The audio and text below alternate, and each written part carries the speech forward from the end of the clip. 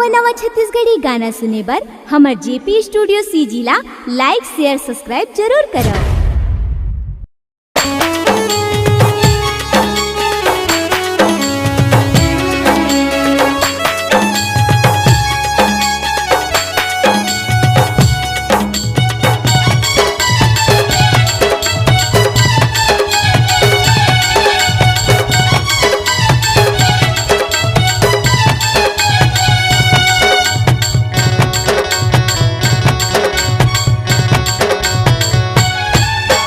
माया के चिन्हा कुछो निशानी दे दे रे दीवानी, माया के चिन्हा कुछो निशानी दे दे रे दीवानी।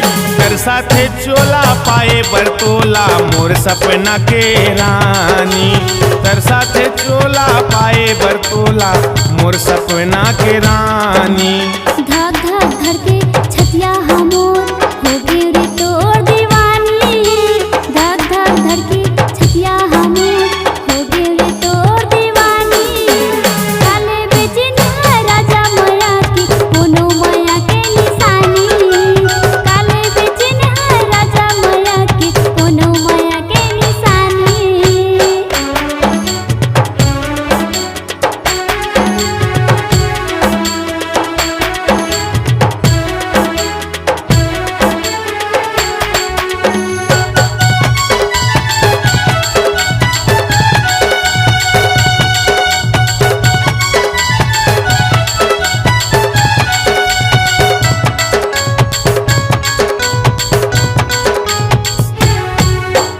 आँखी के तोर काजर ले हूँ, होठ के ले हूँ रे लाली, माथे के तोर बिंदिया ले हूँ, कान के ले हूँ रे बाली। मोर माया कहीं जाने हाय रे डुरात पाठक, मोर गली आना जाना कर खचरे दीवाना।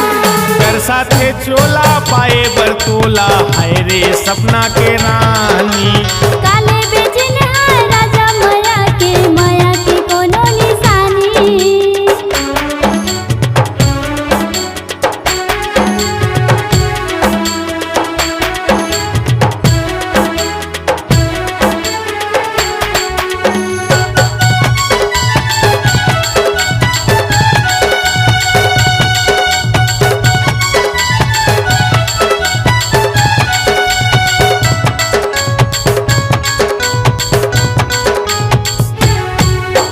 नजर नजर कहीं झूले बसे रे मोरे आँखी, कहीं मोरे सपना के कहीं रे मोर जिंदगानी। दिल्ली मोर कब आवे आवे रे मोर दीवाना, देखत रहता सपना तोरे कब आवे रे बताना। कर साथे चोला पाए बरतोला हाय रे सपना के रानी।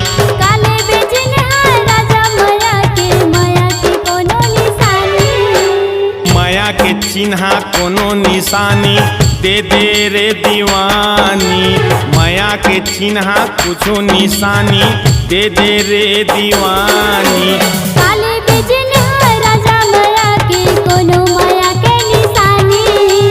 कर साथे चोला पाए बरतोला मोर सपना के रानी। धक धक धड़के छतिया हमोर हो गे रे तोर दीवानी, धक धक धड़के छतिया हमोर हो गे रे तोर दीवानी।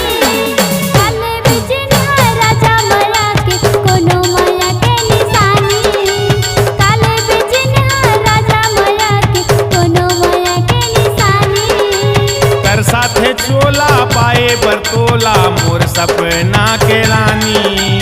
काले बेचिन राजा माया के कोनो निशानी, कर साथे चोला पाए बरतोला मोर सपना के रानी।